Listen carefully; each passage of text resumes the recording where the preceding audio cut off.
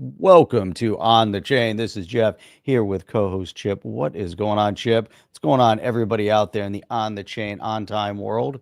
You know who you are. You know who that on time person is. It is 8 o'clock It's someplace not and us. 8:19 someplace else. XRP's global takeover. That's what we're going to talk about today. We're going to talk about the new financial order. I know you guys want to hear about it. I know you guys want to FOMO all about it. I know you want to hear some FUD about the US dollar and gold and Bitcoin. So we might even get into that part too. USDC, RLUSD, are those the new currencies of the day? What's going on with stablecoins? Why are stablecoins replacing crypto at such a rapid pace? We don't even know what's going on. And a new global war threat looming on the horizon? Or is it just one country just taking care of some business, cleaning up some stuff? So we're going to get into that as well. And so a lot of things to talk about. And it is happy anniversary Army Day as well. So 250 great years. That's pretty amazing. So we are going to dive in head first right into the shallow end, Chip. For what? For maximum impact, Jeff. Yeah. For maximum impact. We got a long way to go and a short time to get there. So let's go. Welcome to On the Chain. Welcome everybody from On the Chain. Drop where you're coming in from. We got Ray Run coming in from LA. He's in LA, but there's also Cake Log from Crown Point, Indiana. Of course, Chad, always in from Celebration. Always a celebration in here. We got Yeti Country, Colorado. This is Zober. So I love these guys because getting up extra early just to kind of check in on the show here. And then when we're late, damn, these guys are late. I got up early. Yeah, I know. Well, we had some. Again, there's always something technical that's going on that's either needs to be resolved. There's always something going on here. Good for No Kings. Passing out Taco Bell job applications. There you go. Nice. Very good. No Kings. No King Day as well. And FAFO, F around and find out. That's awesome. How it's going to work. And we got Pittsburgh, PA in the house. Charles coming in from Pittsburgh, PA. And man, they signed Aaron Rodgers for $13 million. Pittsburgh Steelers. Pretty amazing. We got JC with the Yeti already. We got 2 Yetis in here already, Jeff. This is a good sign. We're not even 2 minutes into it. We have 2 Yetis. So you know what to do. Type in Yeti. We're going to be giving away a White Tribe Yeti today. So go ahead and do that. Genius Act, yep. Vote on Tuesday, which is great. Hopefully that should start to see a little bit of momentum building here. Starting to see some things move. Got that big, beautiful bill that we got a lot of rhinos that are still strung out on it because they're stupid people and massively compromised. But we will get into that as well. But let's jump into some of the crypto news here today. We'll jump into this. Jeff kind of alluded to this in the beginning, but we think about what's going on in the XRPL. It's pretty amazing. RippleX put this out, one chain global adoption. So now if you think about this, this is a pretty new development. If you think about the fact that this didn't exist a year ago, I don't believe. These are all pretty much in the last year. So now you have all of this stablecoins on the XRP ledger. Of course, you have the Ripple USD, which is obviously on chain. Then you've got USDC, which is Circle. This is a big announcement, which we'll jump into, Jeff. Jeremy Allaire was excited because he became a billionaire when they IPO'd, and he was ecstatic.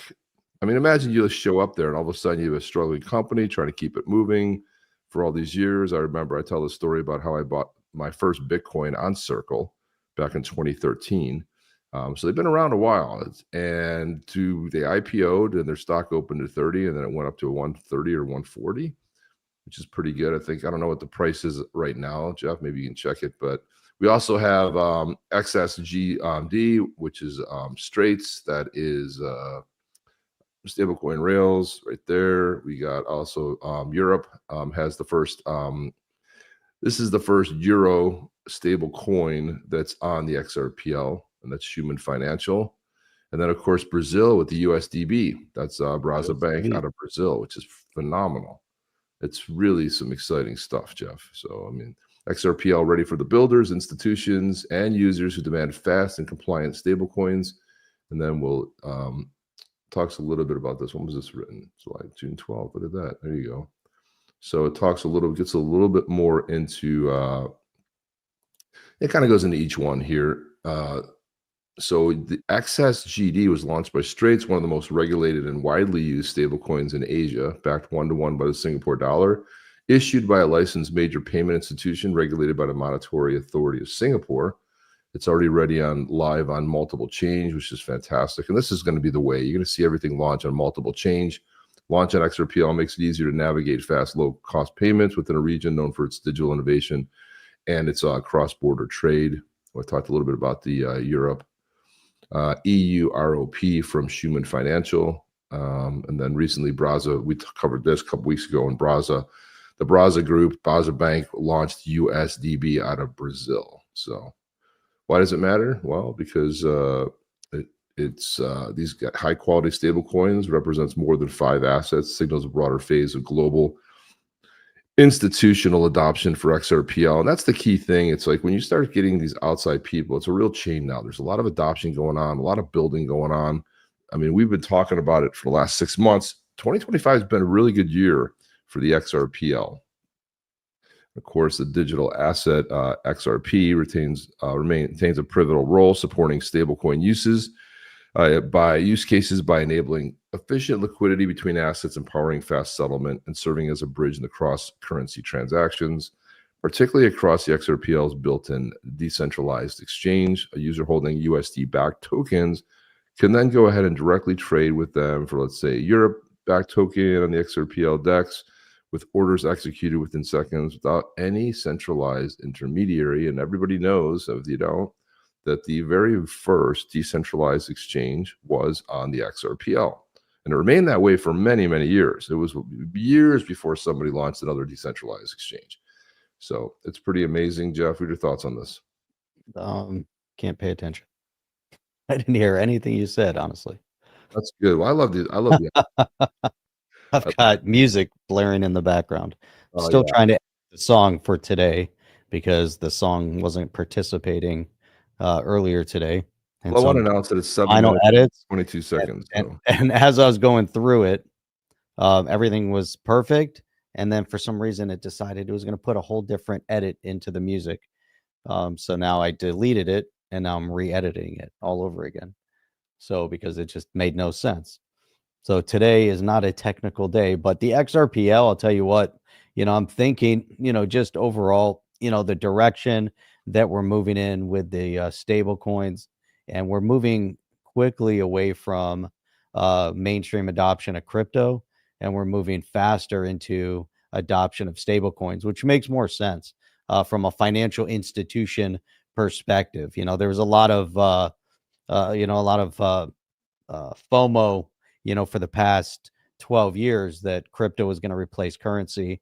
And I think we're probably one of the few that kept a level head on the whole idea and notion that crypto was not going to replace currency. It was almost an impossibility for it to replace currency.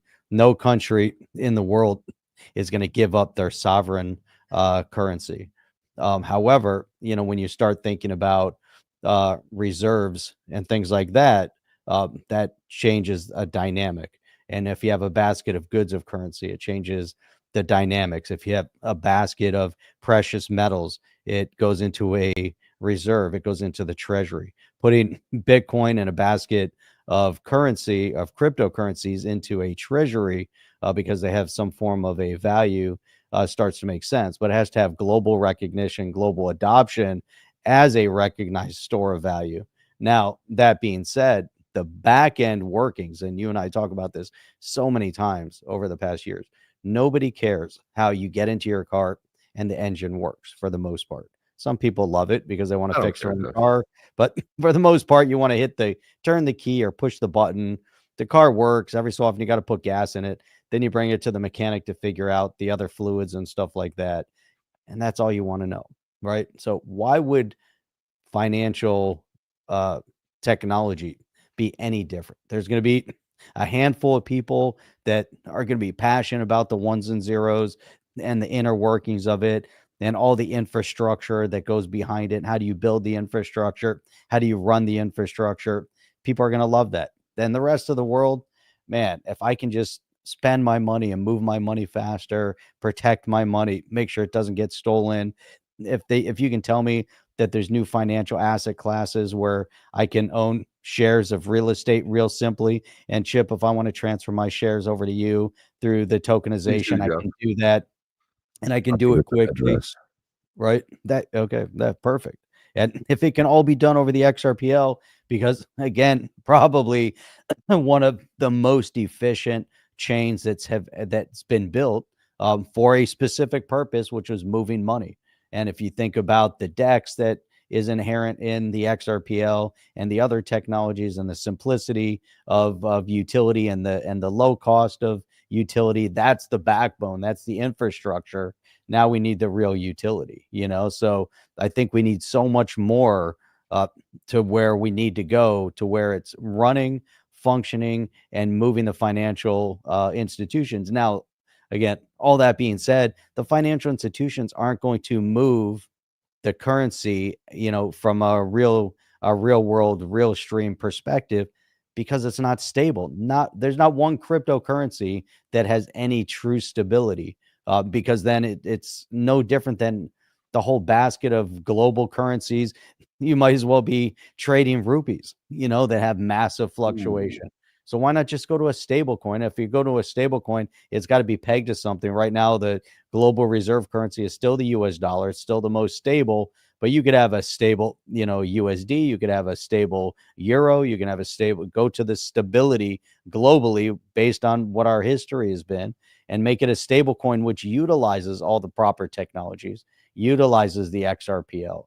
That's how I see it. This is where mainstream utility comes from, but there's still so much more where the actual cryptocurrencies have to be in the back end on, from a structural perspective. And when we start getting into tokenization, NFTs, all the different things that can be done from that perspective, we're just starting to see the beginning stages of mass adoption. So it's very cool. Very cool. And Chad says, I'm not an electrician, but I can flip a light switch. Damn right you can. Want to go to some of the comments. Dean Robinson says, good morning, gentlemen. Dean from Minnesota. Our governor Walz-scaped again to make himself a fool in D.C. Oh, don't worry. We pulled the clips there, Dean Robinson. We've got the clips on Walz and making a fool out of himself, because it's fantastic. He got hammered. Happy birthday, U.S. Army. It's 250 years old. They're having the parade today. And then they're doing the No King thing that's been massively funded. And they're using the IRS to track down the money. They're finally using the IRS for something real. Like, who's funding all this stuff? Where are these bricks showing up and all these cement things that are showing up that people are crumbling and throwing? So they're going to get to the bottom of exactly what's going on there. He says, does XRP itself have a chance? Oh yeah, for sure. Absolutely. Seems like the best to be designed. So as Jeff said, it does. I mean, it does also play a part too in moving on. It does burn. You do burn some XRP. So it is necessarily used, but really on the liquidity side. So you're going to see now we have all these ETFs. They're not all spot ETFs, but there's something like 18 or 19. Now, when those launch too, you're giving a wider exposure to more people. And as Jeff always says, like the widespread adoption, we talk about the complication of like, oh, what do you do? Well, you just get a wallet and you do this, you click here, you go to this exchange. Too complicated for people. But if people can get into an ETF, whether it's a 401k or it's accessible through one of their brokerage accounts, it's easy to get into, right? And this is where XRP becomes very significant. And the fact that there's so many of these, and the fact that the U.S. government at some point is one of the 4 tokens that, Ethereum, XRP, Solana, and what was the other one? Was it? There's one more in there that I can't recall it. But this is all significant and bodes well for the price guys and the charts. Everybody's saying from BB back. I mean, what the hell, man? I was going to say Bitcoin backer. No. So all of the chart guys are saying that it could be a pretty significant, and they're not calling for crazy stuff. They're saying $6 to $10 within the next year. They're seeing it, right? The charts are seeing it. That's what they're calling for. Ricky Ricardo says, why hasn't the mysterious founder of Bitcoin met with President Trump yet? Yeah, because nobody knows who that is. Jim D says that XRPL might become a one-stop shop for playing currency arbitrage between national currencies. That's a good point. It's exactly what it might become, a good arbitrage between the, because especially if you have more and more, that's where you'll play the arbitrage game there. And we got Crypt OG, who is also an OG in the space, coming in here to the OG. So it's good to see that there's some stuff on there. You know, as you know, Apex happens. We got a couple clips from Apex, but Vet was there, and Vet said, I asked David Schwartz a question for the Ask Me Anything at the XRPL Apex. He asked if he sees a path forward or for protocol initiatives that would work with current XRPL design philosophies. And in short, yes, for non-block producers, but they aren't really too great. They could work with programmability on the XRPL as fees and extra compute could go to the validators. The problem is you probably would have to run into the bottom scenario. Validators, scenarios where validators would want less other validators and participants as they eat into their fees, etc. Talked a little bit about Jeremy Allaire, talking about Circle. In fact, it's Circle. That's a good game too, right? If you all right, so we heard all that dust up. Ripple trying to buy Circle before it IPOs. Well, they did IPO. It was way more successful than anybody thought. It totally surpassed what the analysts thought. But what's interesting about that is on the heels of going live on the IPO, doing the IPO, they launch on the XRPL. Power move? Huh? Is that a power move? It's great because it's more accessible. And the fact that they were able to go ahead and get on the XRPL right away. They launched USDC on the XRPL. Developer institutions, users gain the support of the world's largest regulated stablecoin. So now you've got a choice, right? You can use RLUSD, you can use Circle. And some people said that you would never see Circle on the XRPL. Well, prove them wrong. Jeremy Allaire, he's the CEO of Circle. He said, we are excited to launch USDC on Ripple's XRP ledger, expanding our stablecoin network with more ecosystems. You want that as many changes as you can get on, right? That's the whole point of this whole thing. So I thought that was fantastic. We also have a few clips here from the XRPL Apex. Watching all that stuff in my feed made me feel like, I really wish I was there. I really wish that I could actually be there to, see what's going on. We have a clip here from David Schwartz. They're both short clips, but some of the ones that I pull, a lot of times people film them, so the audio wasn't that good, so it's hard to show them. But we have two clips here. One of them from David Schwartz, who was up on stage, and also with Brad Garlinghouse. Let's take a look at what David has to say. Imagine the XRPL ecosystem in 2030. What's something that you hope it does that it doesn't today? Seamless interoperability, I think, is the big one. If users have to think about where things are, they're going to get a terrible experience. The great thing about the internet, when you use the internet, you don't have to think about where you are or where the server is or what technology it's using. The internet just works, right? And so as a result, when you build tools for the internet. I was like, it sounds very familiar what he's saying, right, Jeff? We're saying it in 2025. He's talking about 2030, but and it's funny because I didn't look at this clip or the Garlinghouse clip. I just heard the audio was good. I'm like, I'll play him.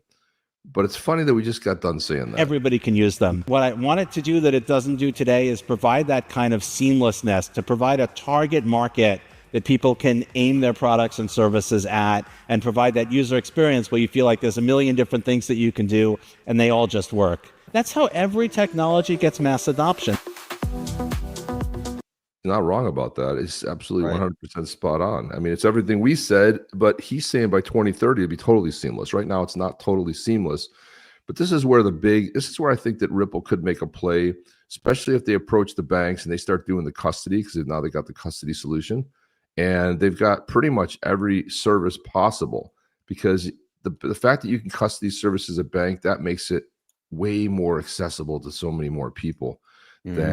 Than having it the way it is now. Jeff, is like, okay, it's a mess. It's even a mess for people that have been around it a while. But here's Garlinghouse. Here's the spot segment I chose here. As a community, I mean that broadly across Singapore, across Southeast Asia, you have a community of entrepreneur. Like the energy that I feel being here, I mean, it's I think profound. And so I think this will continue to be a region that thrives and leads, and I think you'll see more and more faster adoption, partly as you see the US as a regulatory leader, that a lot of other countries look to the US. I think people grossly underrated how much momentum is going to be created by the largest economy in the world finally shifting into a pro-innovation, pro-crypto posture. Yeah, and he's not right. He's not wrong about that either. I do think that it will spurn a lot of innovation. You'll see other people moving back here, especially to get rid of for tax incentives and whatever. But you have to say that pro-innovation, you can focus on the crypto regulation, but crypto regulation is what makes the pro-innovation possible, Jeff. So that's a huge deal right there, man. It's a huge deal. I think so. Now, I thought this one was pretty funny. So Neil Hartner, who's a developer over there at Ripple, I saw him post this, and I had to laugh a little bit. Hang on a second. Let me put this in the right order here. So yeah, let's do this here. So Coinbase Assets, which is the account of Coinbase, it talks about the different things that they're launching, the different new assets. So Fartcoin is now live. Seriously, Fartcoin is now live on Coinbase. Nice. In the Coinbase iOS and Android apps, Coinbase customers can log in to buy, sell, convert, send, receive, or store these assets. Neil Hartner says, crypto is not a joke. Coinbase. Fartcoin is now live on Coinbase. Fartcoin. Can you imagine like writing this thing? You're writing it up and you're like Fartcoin. Fartcoin. You got to love it. Well, I'll tell you what. I mean, not that we would ever create a token, but it would be fun to see something like Yeti coin is now, live on Coinbase Assets. Not that we would. Tell you what, I think we need to launch one. When crypto, the meme coin craze, So what? We need to have our badass Yetis token, just because. Why not? Well, let's make sure legislation is there first. Who needs legislation? We don't need no stinking badge. Trying to get out of, we're trying to avoid jail time and any bloodshed. That's what we're trying to avoid, Jeff. That's the whole key thing right there. We're trying to avoid. Try to get away from all that stuff. We don't want any of that bad stuff to happen to us. Almost there. We'll create a stable coin backed by a Yeti. Yeah, sure. Well, you got to remember, what's it going to be backed by? It's by the Yetis. But yeah, it's going to be backed by snow. Kind of like my buddy when I told him, nice. Hey, he goes, I don't trust crypto. I go, well, do you trust the USD, the US dollar? He goes, yeah, I trust it. I go, what's it backed by? It's backed by the US government and the military. I'm like, it is? I'm like, okay, it's not backed by anything. It's backed by an agreement that we agree that it's worth something. That's it. It's not worth anything. Promissory note. Yeah, it's a promissory note. It doesn't worth anything. I go, look, crypto has a value. Crypto changes. You can, if you want to transfer it to your USD, you can. He's like, he's been this naysayer for so many years that I've known him. Does crypto really have a value? Yeah, well, it has a use case, it has value. What is it backed by? It's backed by the entire community. I mean, exactly. Well, I think that's the exact. The same as USD. It's backed by same as USD. That's the point, right? Yeah, I mean, well, you can back it by whatever. I mean, a stablecoin is backed by that, but it's the same thing as like the stock market. A company, you look at the quarterly earnings, they're down, they missed their targets, and then somehow it's stabilized or it goes up a little bit on like some good news, and it's like, okay, but they're losing money hand over fist. So the whole thing's based on an agreement that we've all agreed that it's worth something. Right. So, that's exactly. But crypto a lot largely is backed by many, I think Mark Smithson brought it up earlier, is utility. Real utility is what drives, the price. Now, meme coins, a lot of times they don't have any utility. It's just speculation. And how any of this price movement works is a mystery to almost everybody. Nobody can explain it. Nobody understands it. But apparently it goes up and down by some mystery. Who knows? All the good news that Ripple has put out, all the good news on the XRPL has not moved the needle. It's gone down. Apex, every year, almost we always see a drop in XRP. So it's a very strange thing. Fartcoin toilet paper says, there you go, right there. You get Fartcoin wallpaper. There you go. Fartcoin. There you have it. Can't wait to go to one of these events. Yeah, it'll be great. It's great. I mean, it is great going to there. I mean, we enjoyed going to Australia last year. That was awesome.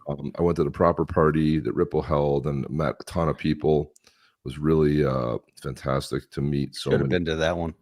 That would have been awesome. It was good. I had a birthday party to go to. Yeah, it turned out it was your birthday party. That's right. Their families there. Where you'll show up to your own birthday party. It's kind of an odd thing.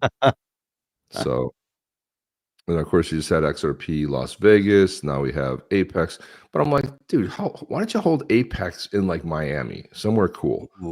How freaking Singapore? Like, who wants to travel to Singapore? I'm sorry, dude. Exactly. It's like, you know, it's especially nobody in that part of the world. 20 some hours. I don't care about that part of the world. I mean, a lot of people, dude, you have Apex here, it's going to be crushed. It's going to be amazing. Oh, you do it in Miami, that thing, it'll just be packed with people. Miami would be the ideal place for Apex. I mean, not New York. Don't do anything in New York City. Nothing in San Francisco. No. In San Francisco. Not LA. No. Nothing on the West Coast, on the left coast at all. Miami is the ideal place. You could do it Atlanta, maybe. I wouldn't mind Atlanta, but Miami or Atlanta, no place else. Maybe Scottsdale. Scottsdale would be kind of cool, but I don't think it would have the draw.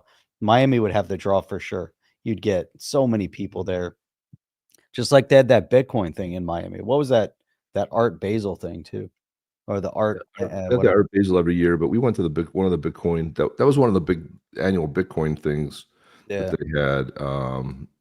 Or New Orleans, you could have it there. New Orleans. Tim D says, instead of hurling insults to others on social media, conflicted parties can then hurl fart coins. Yeah, you know what? And send it to the favorite charity, transforming negativity into positivity. Well, I got Jim D coming up with some use cases. And instead of a thumbs up, you get a fart. Get a fart. You just got a fart coin. Yay. That's fantastic. How many Yetis do we have? We've got 8 so far. So 8 of you have typed in Yeti, maybe more than once. It only registers at one time. So if you type it more than once, it doesn't really matter. It just doesn't matter. Well, I have a 2 minute and 27 second video. Let's do it. All right, here we go. For the Yeti, guys. Yeah, and this one's actually pretty solid. I could probably even crop it down further, but this Gulf Coast in the house. Good. Gulf Coast. Here we go. Check this out. We're Badass Yeti from the White Tribe Clan. The proudest. No stomp, no cry.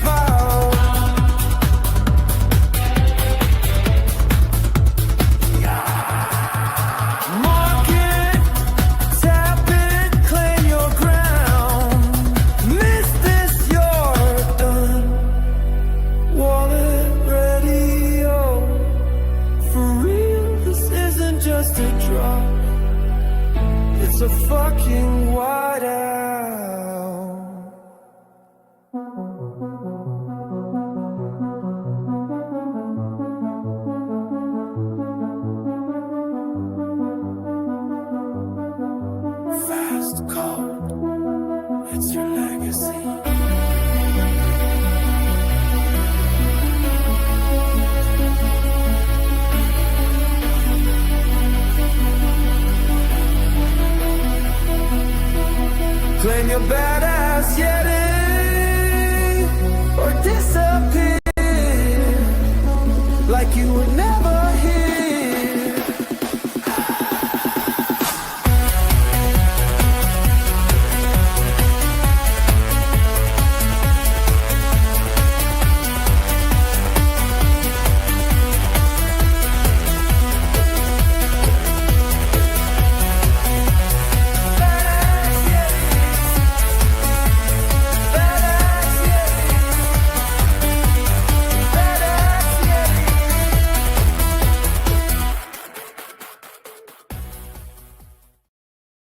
There you go. Sober says it's a little early for a rave, isn't it? No, it's just it's never too early because it's late in other parts of the other parts of the globe over here. I toned it down a little bit from the other night. Yeah, I see the toned it down a little bit. You removed 2 F-bombs, I see. Right. Only just really needed the one. Just the one. Just the one for emphasis. That's all we needed. So who was it that talked about let's see, let me go back to the thing. Yeah, it was Dean Robinson. So we're gonna go to Tim Walz stuff here. Timmy. So let's open it up with this montage about Tom Emmert posted on X to kind of set the tone for this. But let's take a look. He's likable until you start to get to know Tim Walz and his policies.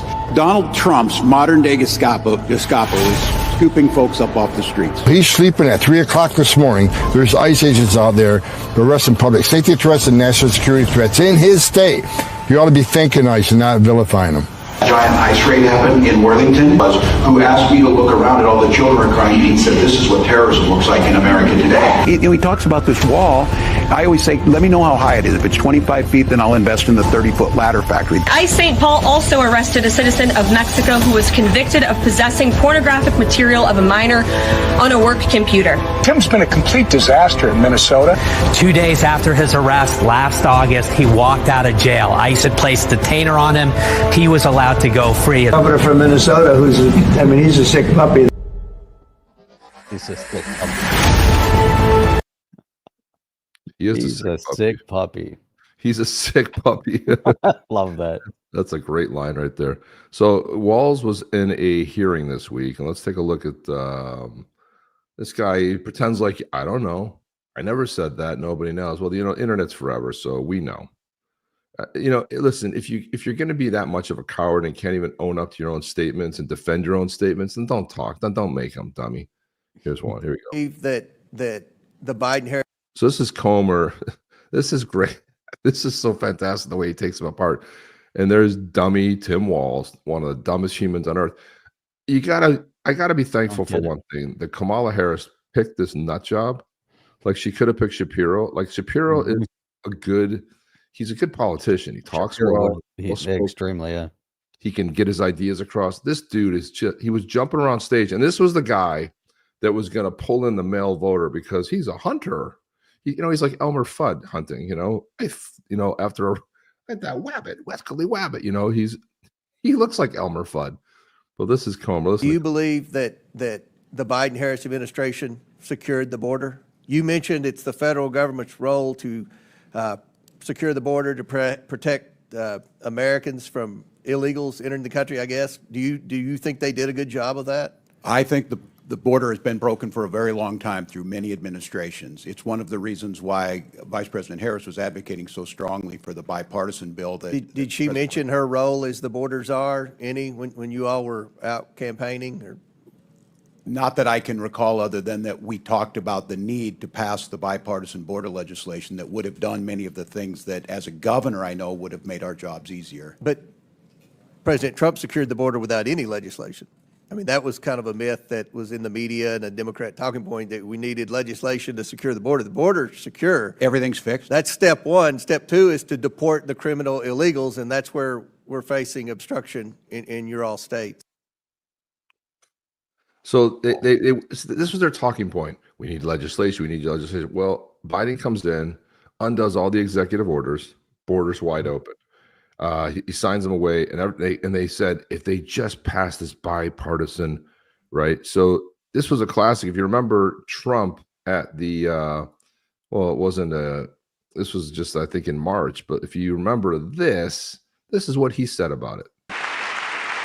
The media and our friends in the Democrat Party kept saying we needed new legislation. We must have legislation to secure the border.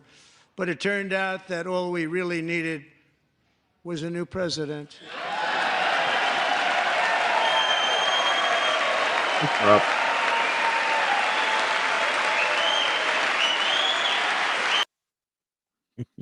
Remember that? That's all we really needed. And he's like, well, President Trump didn't need any legislation. Oh, we were really fit. We needed that bipartisan. No, we didn't, dude. And she was the border czar. Remember, that was the funniest part. She was the border czar. She was also the AI czar. Right. She did such a great job with all of them. So here she is again. This is here's another clip of Tim Walz calling for ICE agents to be brought to a tribunal under the threat of death by comparing them to the Gestapo. Everyone is afforded due process. What don't you understand about yes or no? Like, what can't you comprehend about yes or no questions? Do you still want to abolish ICE? Do you still want to abolish ICE? Yes or no? That I wanted to abolish ICE. Didn't you march in a rally calling for ICE's abolishment? Not that I can recall, Congressman. Well, according to widespread media reports, you did. And the media is always correct. How do you rate Kamala Harris's job as border czar? I want a number between 1 and 10. How was she as border czar? I wouldn't have a way to measure that. I was not in the administration. Weren't you her running mate for vice president? As in the campaign. And you can't rate her role as border czar on a scale of 1 to 10. Was she great at 10 or was she a 1? Terrible. I think her proposal that she put forward to make sure we had the bipartisan immigration. It wasn't bipartisan. Did you ever personally speak with Kamala about Joe Biden's cognitive collapse? Not that I can recall, Congressman. Not as her running mate for vice president. You never once talked to her about the president and why she was nominated instead of him. No, not that I can recall. What kind of operation were you guys running over there? I was more concerned with Donald Trump's cognitive. Thank God he's president and J.D. Vance is vice president and not you. Have you ever served in a combat zone, Governor? I have not, Congresswoman. Okay. Are you still friends with school shooters? Now, you remember he famously slipped and said, I mean, this is fantastic. He said he was friends with school shooters. Yeah. I think it was obviously, yeah. I don't think he realized what he said, but now he doesn't recall saying it at all. She's hitting him on everything, Jeff. She's punching him. Oh, yeah. That's great. Killing him. I have never been a friend with a school shooter. Didn't you say you were friends with school shooters on the debate stage? Oh, Congresswoman. Yeah. Is bullying, my mom was a teacher. I'm a high school dropout. We can talk about that later. Is bullying okay? Is bullying okay as a teacher? Is bullying okay? Yes or no? Is it okay to bully somebody? I think there's a time to push back at a bully. So yes, I do think there's a time. So you think it's okay to bully others? I think it's okay to bully the bully at times. Well, you're showing that the Democrat Party is the party of violence. Were you at Tiananmen Square? Have I been to Tiananmen Square? I have. Were you at Tiananmen Square? I have been at Tiananmen Square. When were you there? Oh, as I recall, oh my God, January of 1990. Okay. What is a woman? Oh my God. What is a woman is the question. I'm not sure I understand the question here. What do you want me to say? This is. I want you to say that a woman like me is an adult human female, that men can't become women. You guys are the party of violence, and you're the party erasing women. You don't respect us. You're a bigot. You're a misogynist. You're a sexist. Mr. Chairman, I yield back. Oh my God. Damn. I love it. That's so great. Oh my God. Now he gets called out here again. This is just, I mean, this guy's just, man, what a numbskull, man. Look at this. When you went on Anderson Cooper, Governor Walz, and you said, how high is this wall? If it's 25 feet, then I'll invest in a 30-foot ladder factory. Do you think that that helps our federal government carry out its law enforcement, its border security, and policy operations? When did I say that? You went on Anderson Cooper and said that.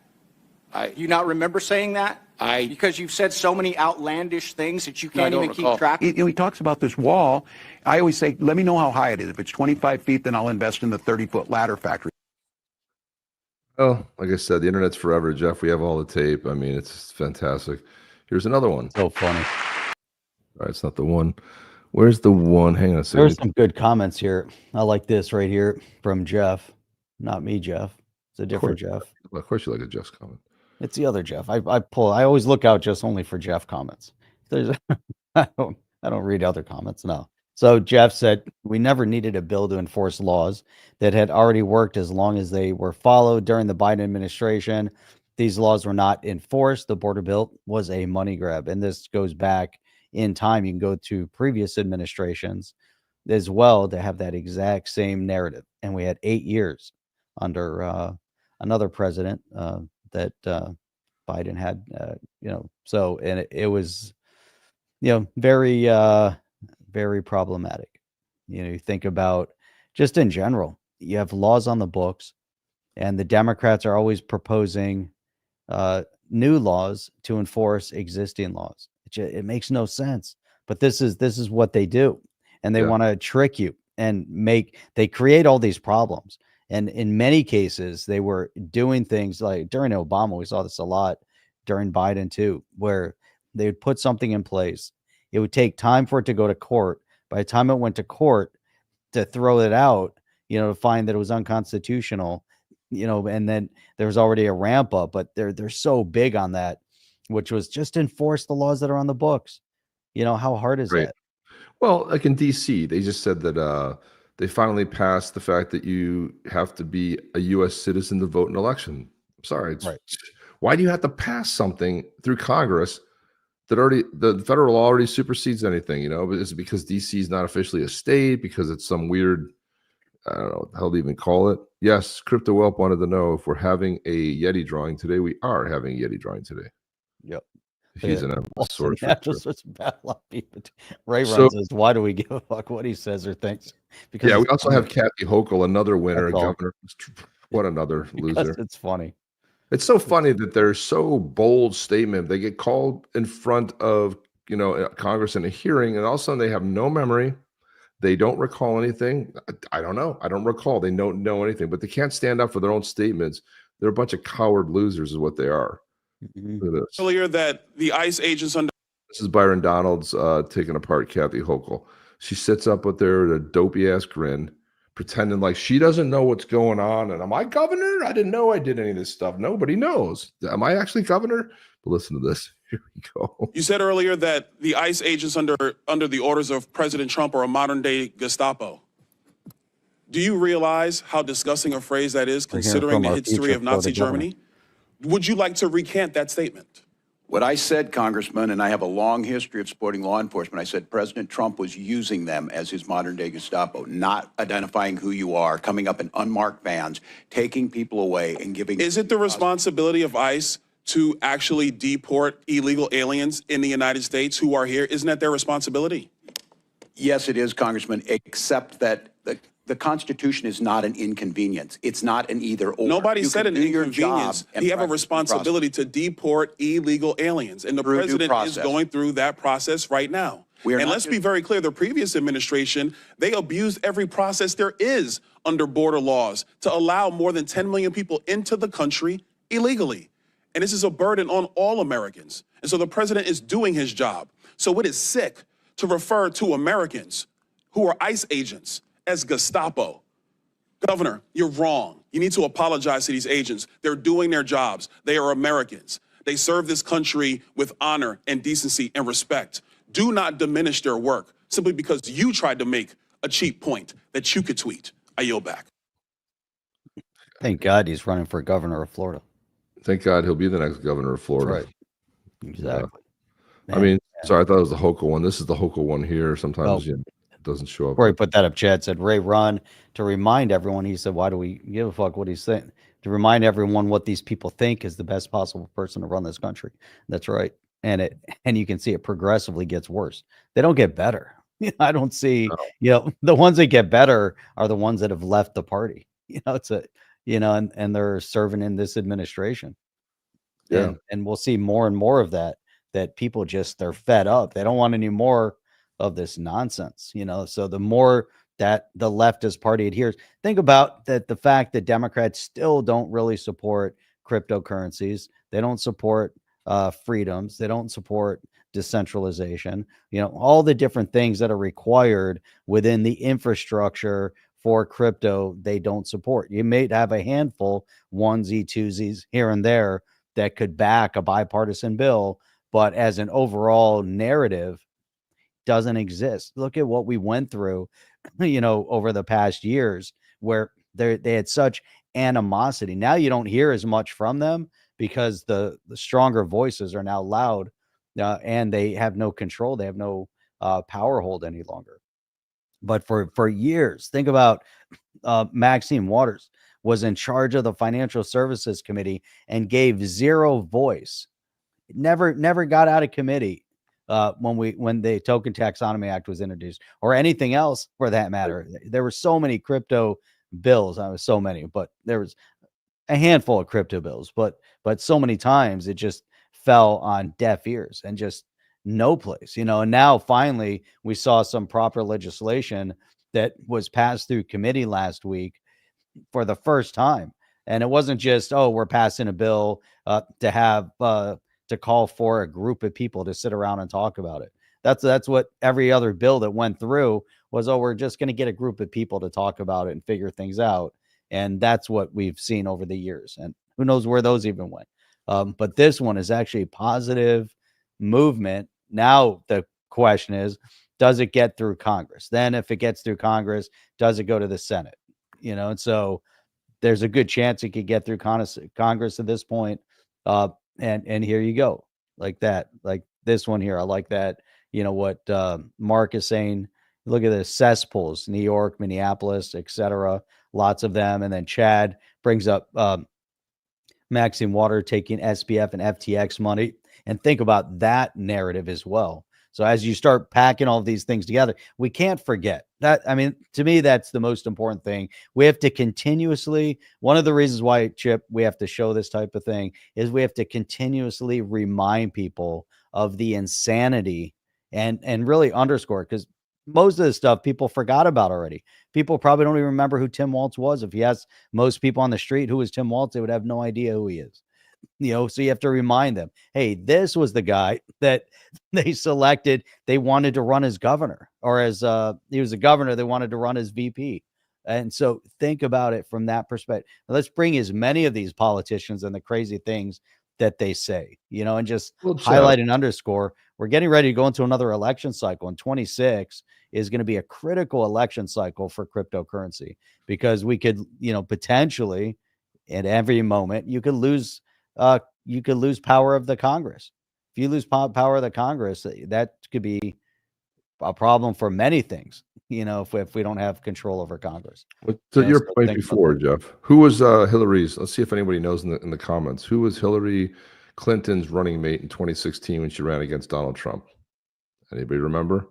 As forgettable as Tim Walz. It was actually like a Tim Walz, like another doofy, this person's still in Congress. Unfortunately, I don't know how they keep winning, but another Tim A.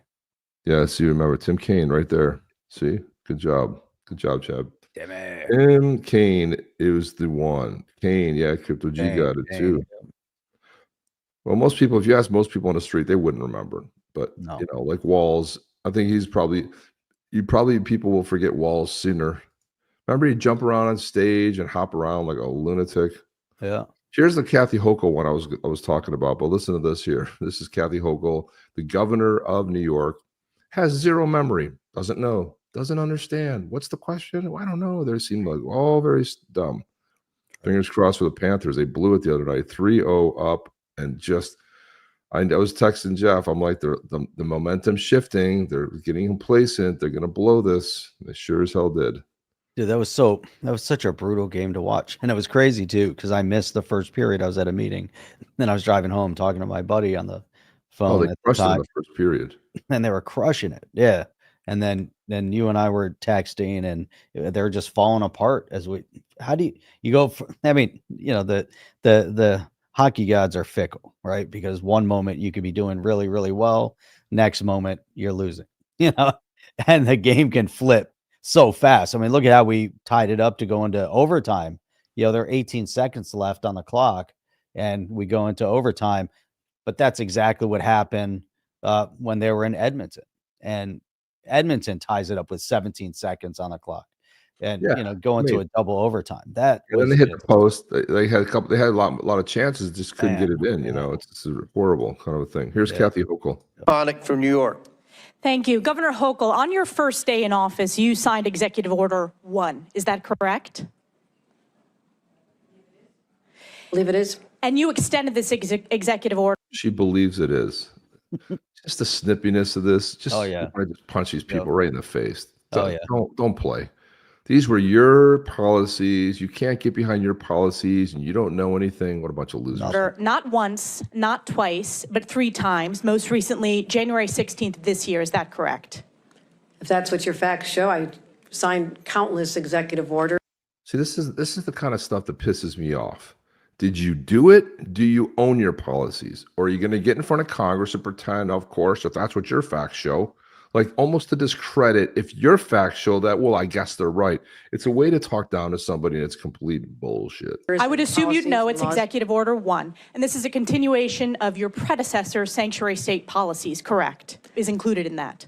I want to be sure we are defining sanctuary state properly. I'll define it for you. It is the policy of the state that state officers or employees shall not disclose information to federal immigration authorities for the purpose of federal civil immigration enforcement. It goes on to say, law enforcement officers may not use resources, equipment, or personnel for the purpose of detecting and apprehending any individual suspected or wanted for violating a civil immigration office. Law enforcement officers have no authority in the state of New York to take any policy action solely because the person is an undocumented alien. That's a quote in your executive orders that you extended. Now, do you know who Sakir Khan is? I want to get back to the first part. No, I'm asking. Lynn Stefanik is awesome. A question. Do you know who Sakir Khan is? I want to make sure you understand that this simply says that we will cooperate with ICE. No, it does not say that. I read what it says, and let me talk to you about the results. Do you know who Sakir Khan is? You should, as the governor of New York State. Do you know?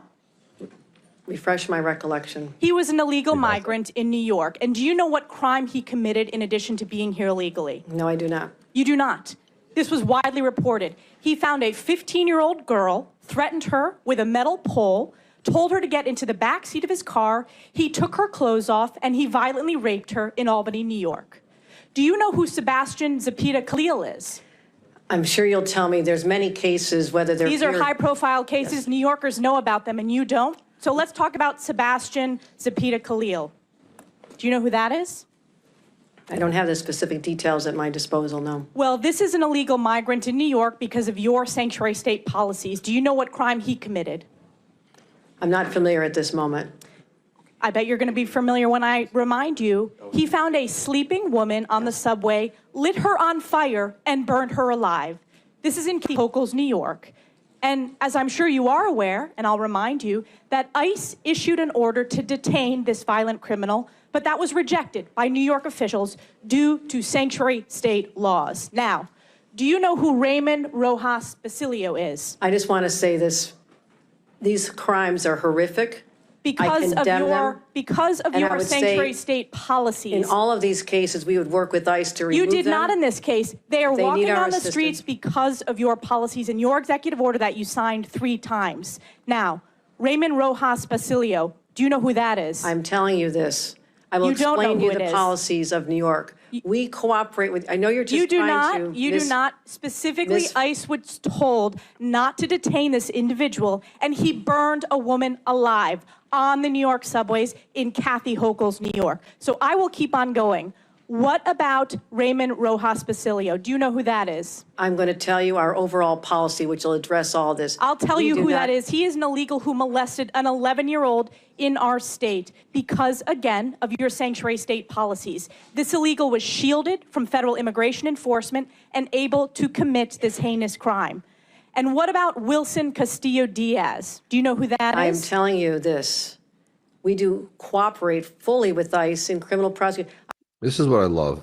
First of all, she just read the executive order that she signed talking about the sanctuary state, that they do not. And now she's flipping it that they do cooperate. They're not serious people. They're not honest people. They're intellectually dishonest about anything that has to do with their policy. Why can't you get behind your policy if it's so valued and so good? And the people of New York love it. I mean, why can't she get behind it? She pretends not to know.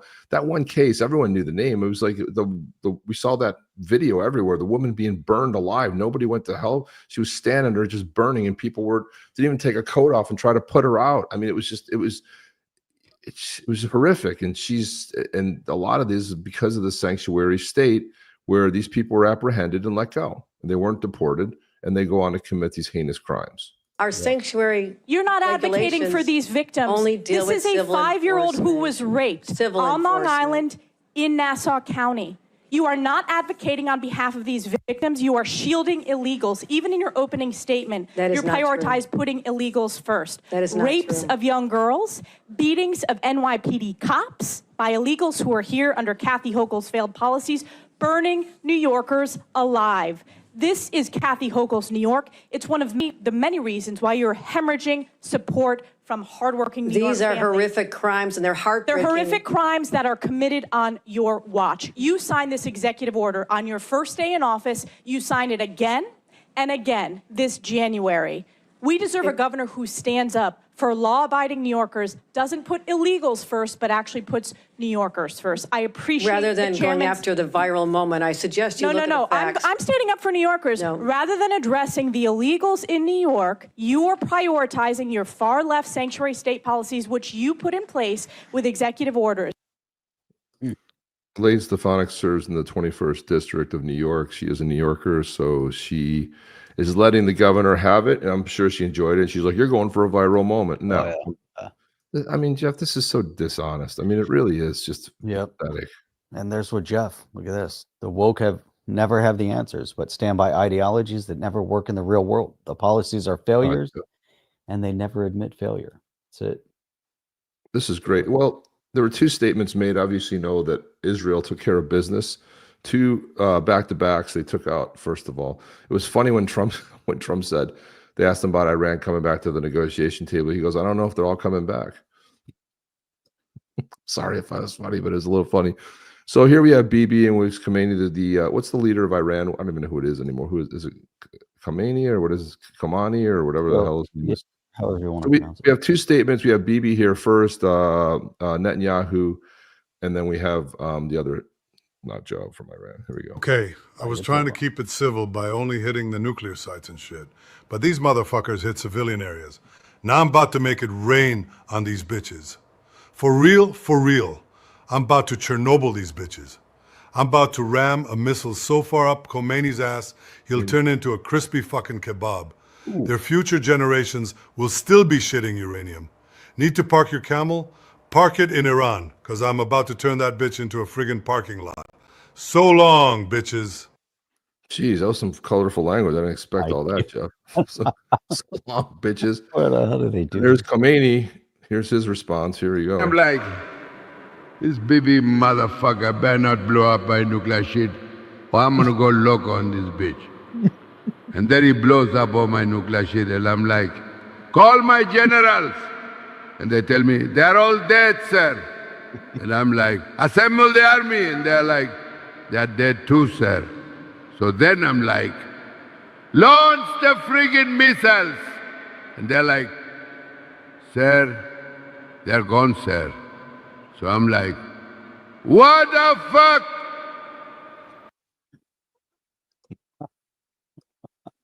Okay, obviously those are parodies, but I don't know. They were just Oh two. my God. I'm like, what the fuck? They're gone too. Call the generals.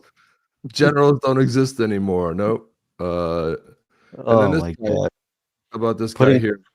Putting Iran in their place. Yeah, well, they did throw some they did get some missiles in there. The Iron Dome did fail a couple things, but it's a bitch. Why is that? I don't know. We don't like him. That's the word around here. Any particular reason why you don't like him? No clue at all. I'm just going with everybody else saying. Life is hard, but it's harder when you're stupid. Oh my God. Life is hard, but it's even. And then baby Trump's going around. So this is baby Trump telling a Nancy Pelosi joke. I love these baby Trumps that they're doing. Nancy Pelosi, she was drawing her eyebrows too high. She looked surprised. Wow.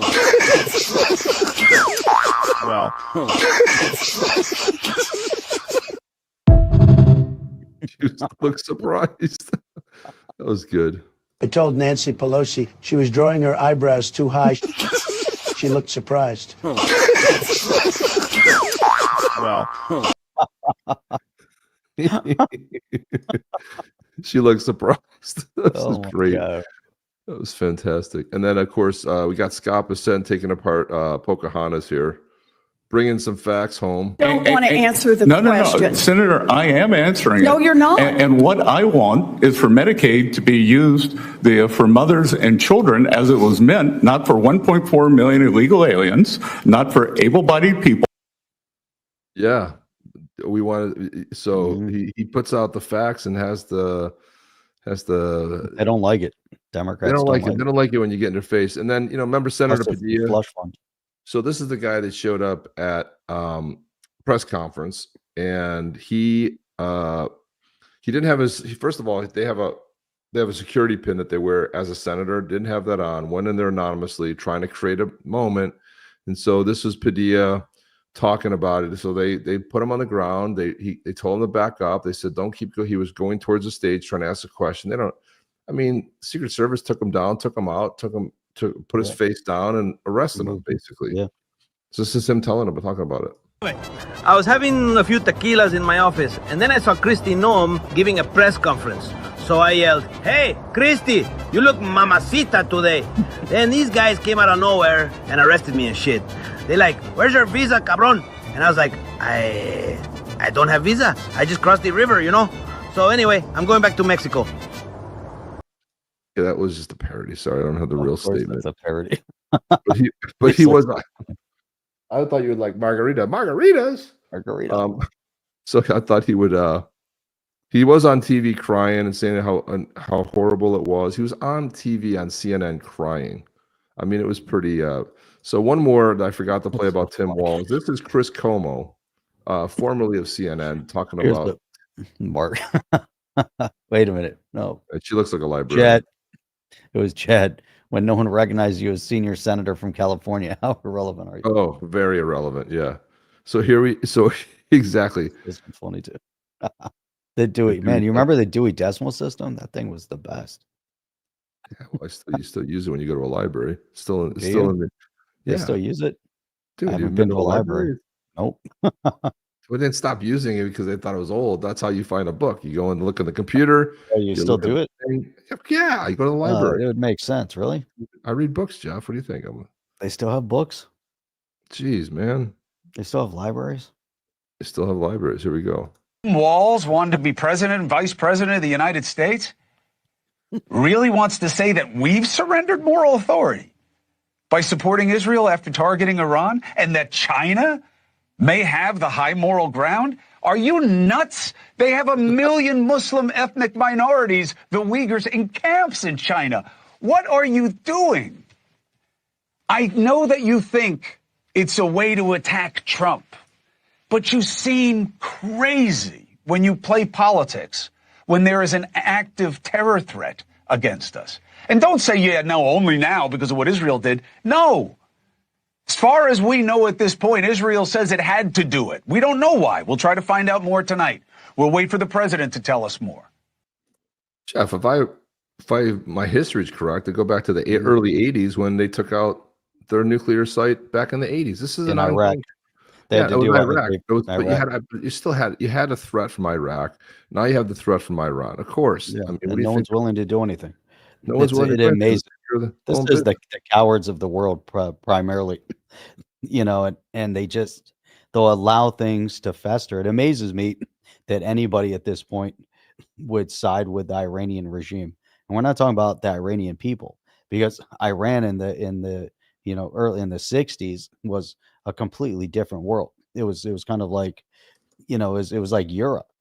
The women would go to the beach in bikinis, and it was party time. The people from Iran, totally different, than a lot of the other parts of the Middle East. They don't support it. They've been subjugated, and there's been multiple times throughout our recent history where they could have supported the uprising, the overthrow of the government, and it was under Obama's watch, and they did rise up, and they got crushed.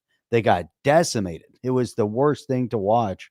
Yeah, and the way they treat, the women over there. They have, the gangs that roam the streets and take people off the streets, and they have torture, and they have rape it's just rape gang, like all the things that go on over in Iran are just insane. just absolute. And there you go. Yep. So even, it started really, with Jimmy Carter and, just so much. But, you go through the years and Iraq, they were building the reactors under Saddam. Israel took the initiative, took it out. The world was safer as a direct result.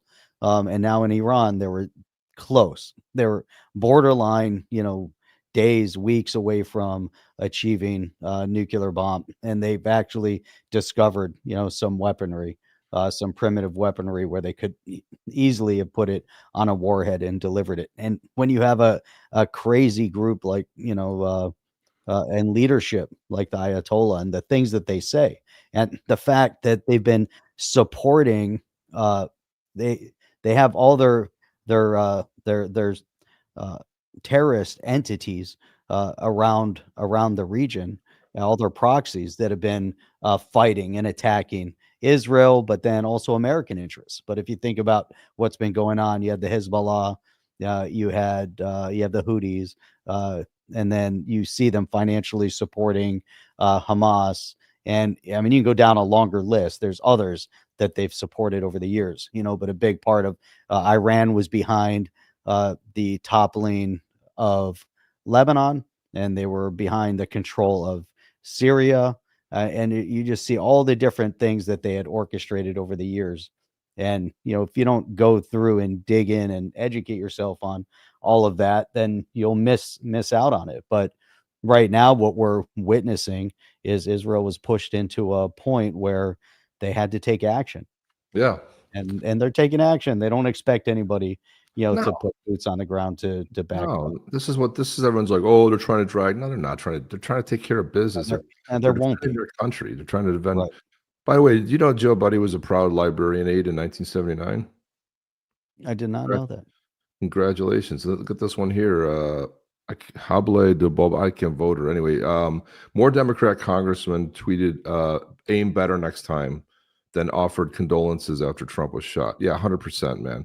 Look at this. So here's an Iranian. This is a good one. Here's it's so funny. He brought up the whole idea of Persian. So if I ask somebody like, hey, where are you from? Persians are not just cats.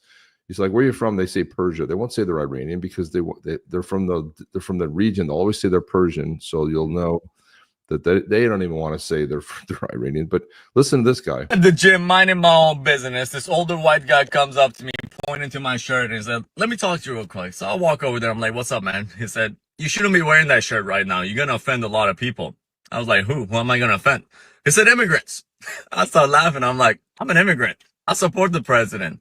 He's like, no, you're not. I was like, yeah, born and raised in Iran, man.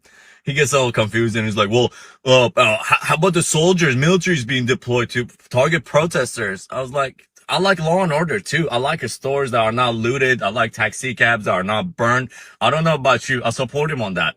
And he's like, well, a lot of people in the military don't. They're speaking out. They're walking away. And I was like, well, guess what, man? I'm a veteran too. And the first thing they teach you in the military that you obey the chain of command. And guess who's at the top of that chain? It's the commander in chief, the president of the United States. So I told him this. If you are talking about immigrants, you're wrong. You're talking about illegal immigrants. I spent 3 years in a refugee camp in Turkey, waited my turn with no source of education, no source of income, because we knew what was on the other side. And when we got here, we didn't raise the Iranian flag. We raised the American flag and the Texas flag, and we still do today.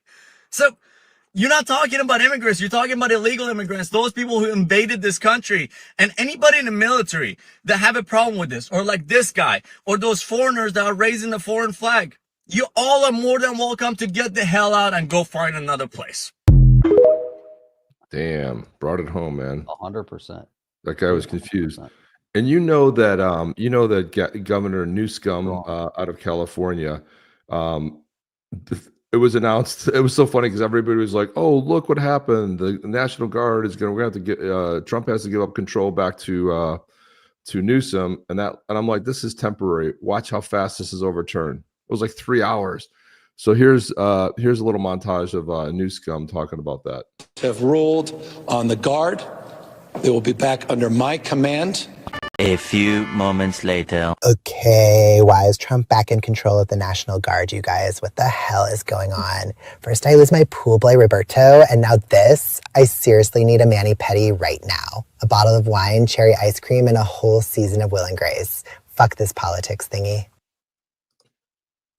And of course, here's a song, Jeff, that I saw that I want to send out to all the globalists and leftists in the world. This is the song that I have for you. Here you go.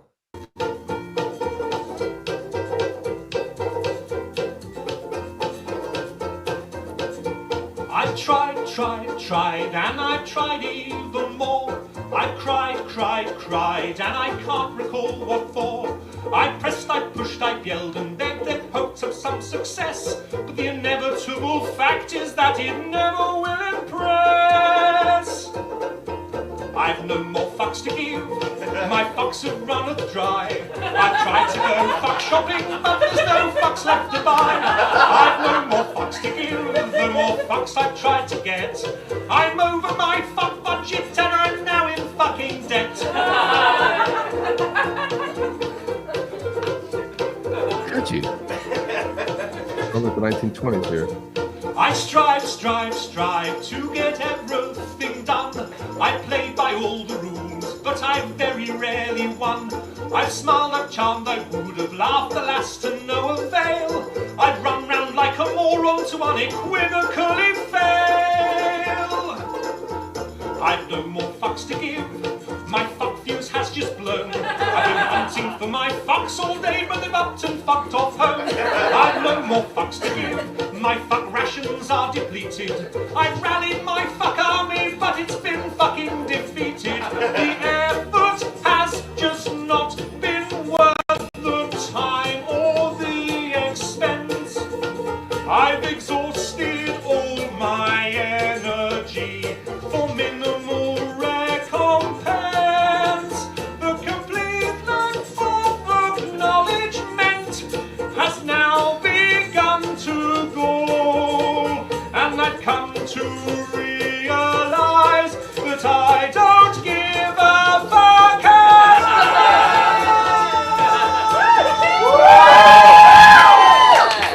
I've no more fucks to give, my fucks have blown away. My fucks are now so fucked off they refuse to fucking stay. I've no more fucks to give, my fucks have gone insane.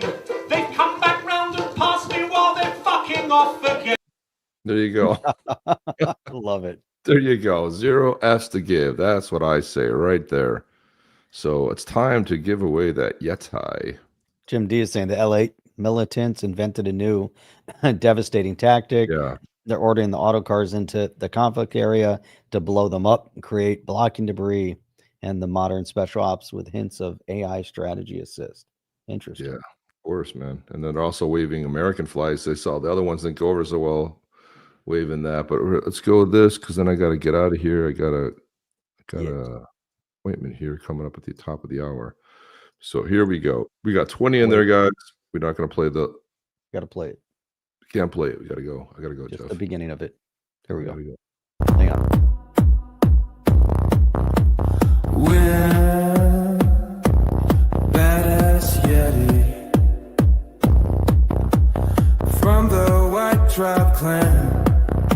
No prowlers, no stomp, no cry. All right. Now you guys know that's who you're going to win. Lil Prowler. I saw that Ricans and Rough Ricans here. He's like, oh, yeah, just go. Are we rich yet? No. Nice. Type in Yeti. Type in Yeti. Here we go. There we go. 22. Look at that. 22. It's Yeti time, guys. Let's get ready. Yeti rave. Let's go. Boom. Yes. Yes. We got boom. Rican coming in again. No, thank you. Come on. Look at this. He shows up at the end of the show and he comes in with the support. Nice. Look at that. Right, Yeti. We've got 24 now. Yep, we got 2 more. And I think we're ready to pull here, guys. I think we're ready for the pull. See who's going to win. All I see is Chris Kattan and Will Ferrell from the Night of the Roxbury. That's funny. That's funny. All right, here we go, guys. Let's go. Who's going to win? Let's go. Boom. Yeah.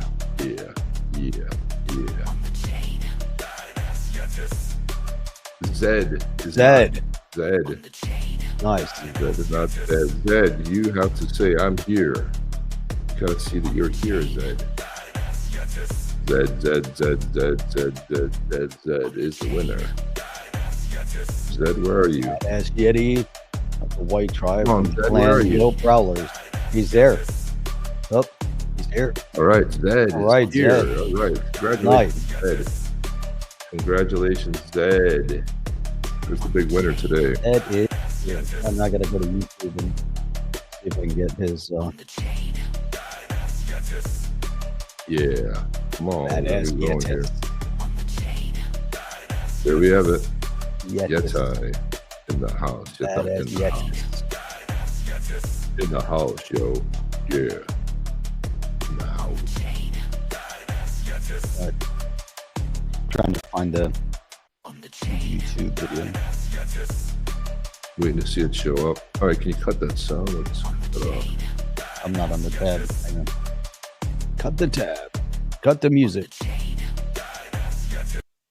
I cut it. Cut the music. Oh. Cut the music. Cut the music. While you're doing that, I'm going to put this up here.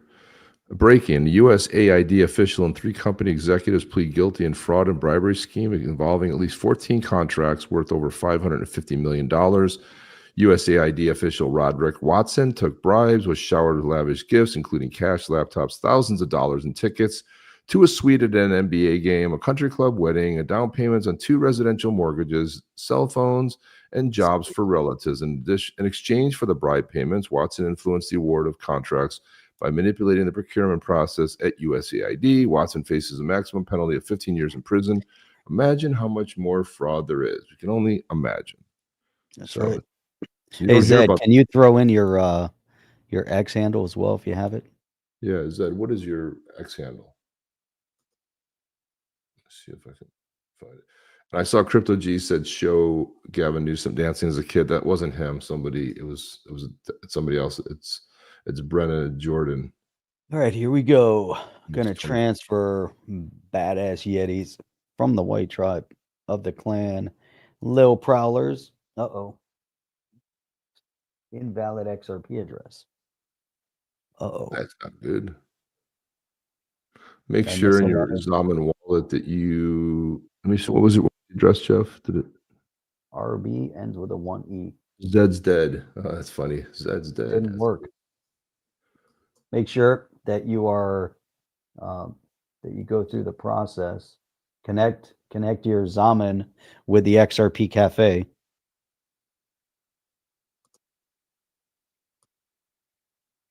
I wonder.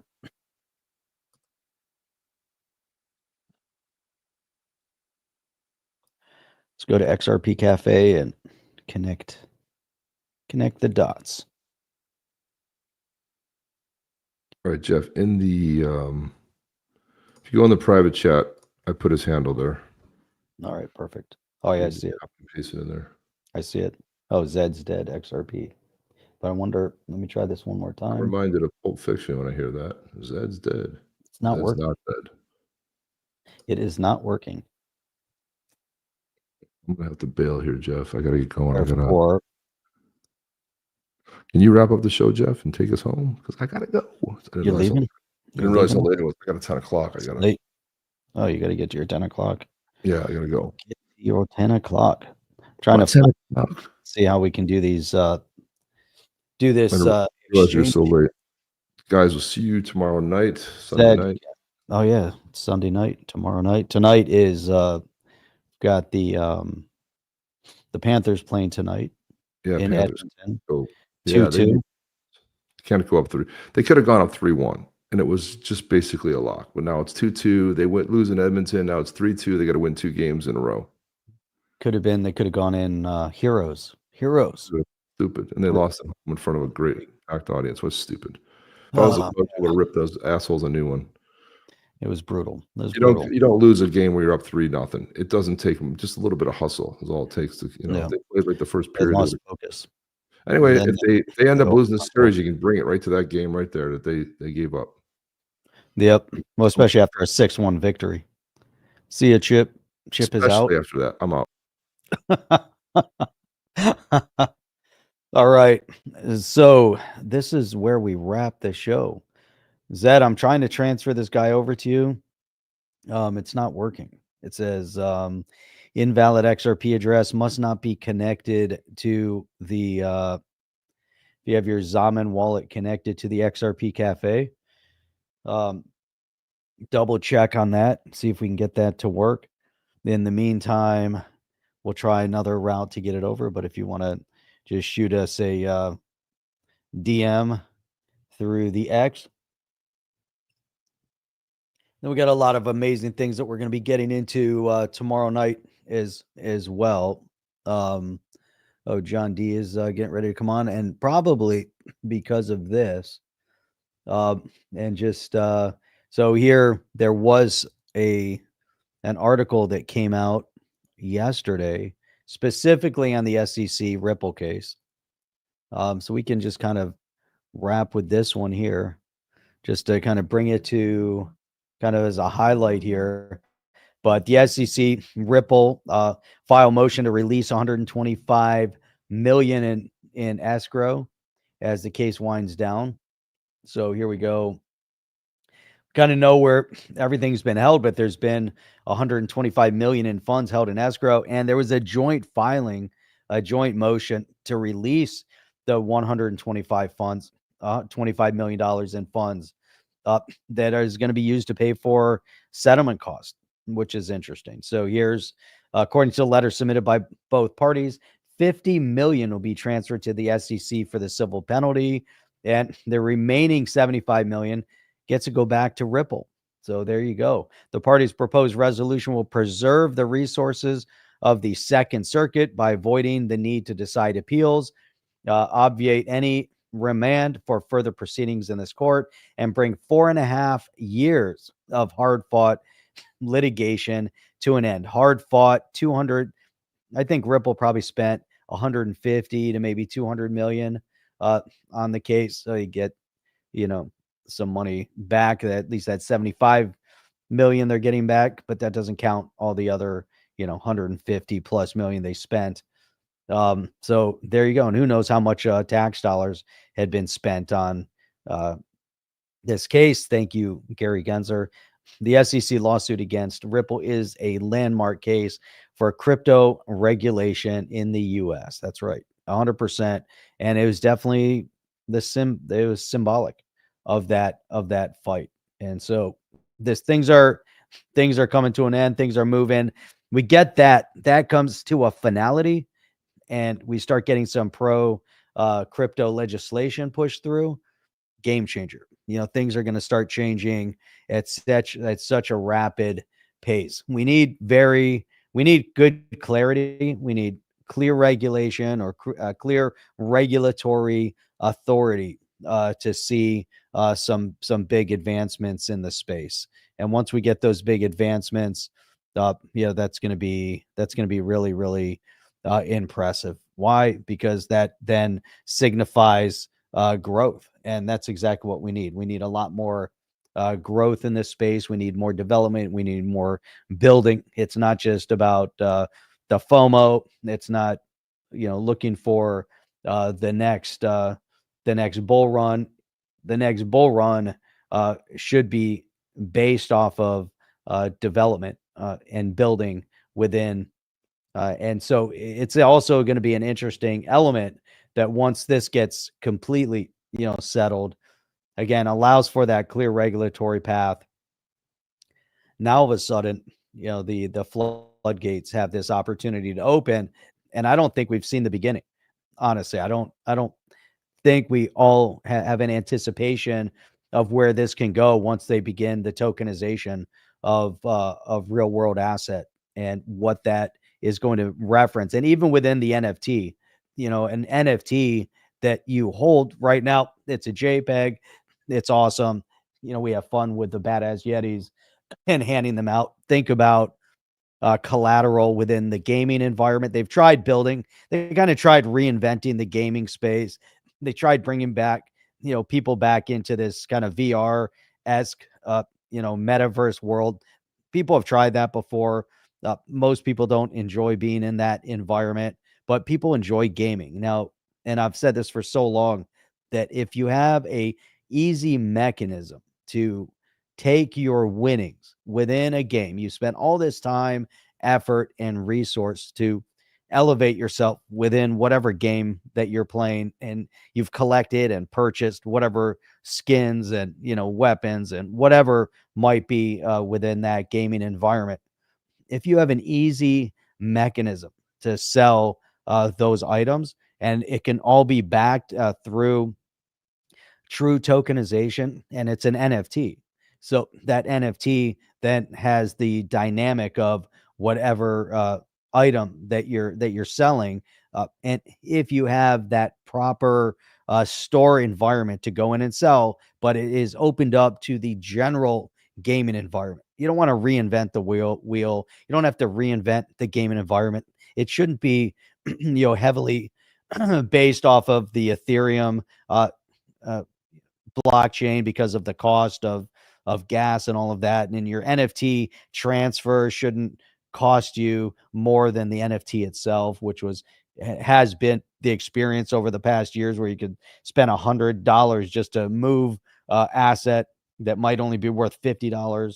You know, so there's so many great components to this, and that's what I've been excited about for a long time, because I think the gaming environment is what can further expand on the crypto and blockchain space from a, you know, massive gain in terms of development. And I think back to the years that my son played Rocket League, and Rocket League was, you know, probably, you know, it's still an extremely popular game, and it went you know, live competition within the what was it? I want to say EA Sports. It's not EA Sports, but you know, they have televised and, you know, global games for Rocket League.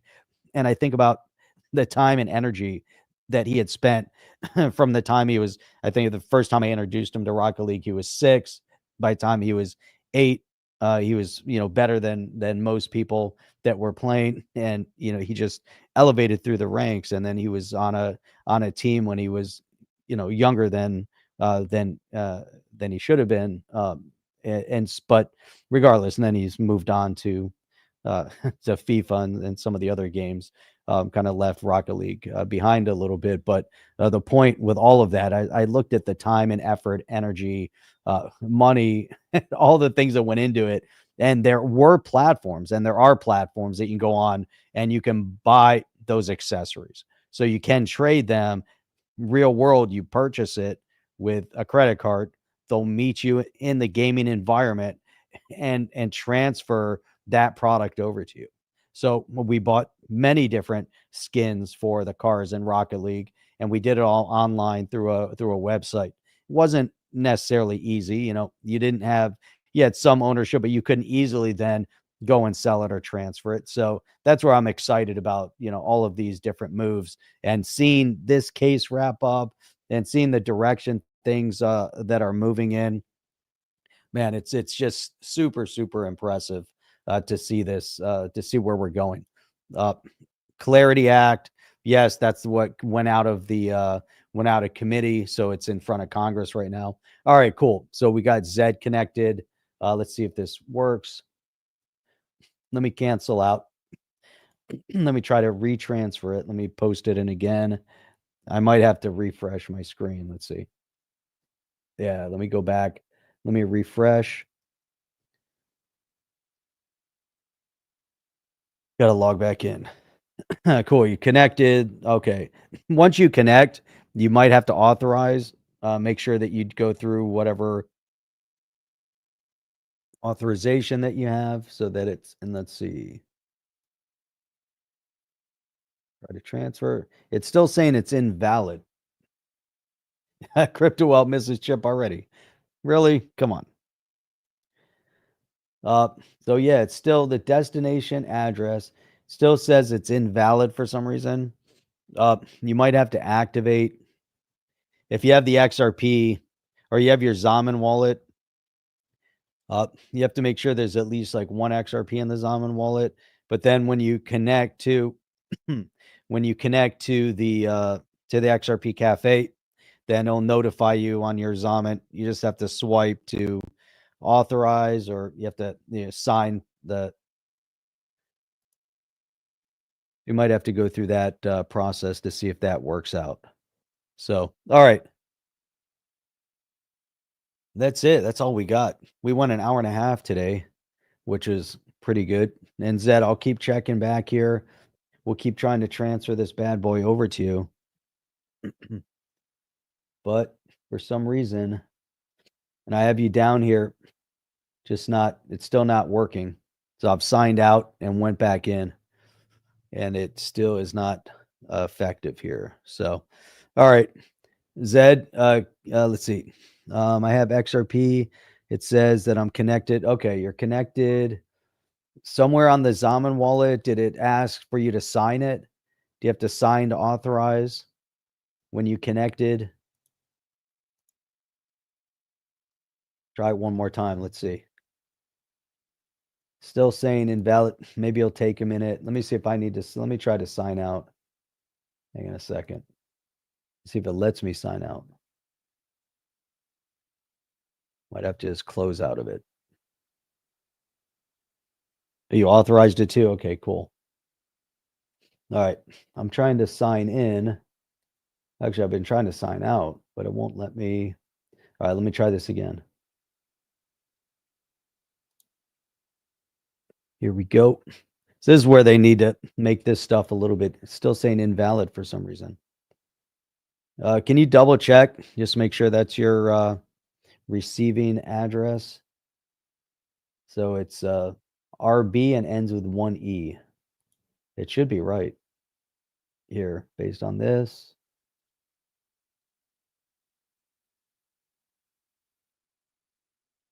We'll try it. Nope. All right. All right. We'll have to try this offline. If you want to connect through DM, that's exactly it. Where's the effing light switch? Man, I just want this to be easy. This should be an easy transaction. You know, imagine in order to complete something like this, you have to be on the phone. Yeah, that's exactly.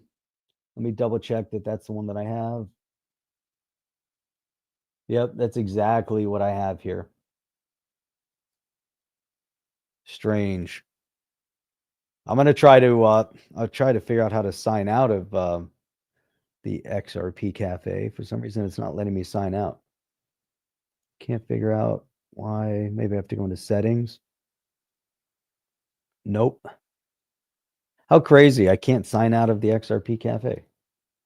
I can click here and it won't let me. Oh, disconnect. Connected.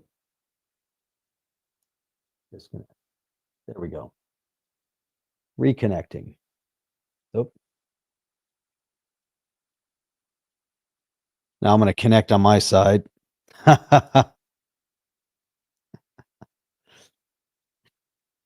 This is what you go through, technologically speaking, to move crypto asset. But the connection, everything is real simple. When you go in, it's really amazing. I mean, you go to the XRP Cafe, you connect your Zamen wallet, and you're in, and then that's it. It should be simple.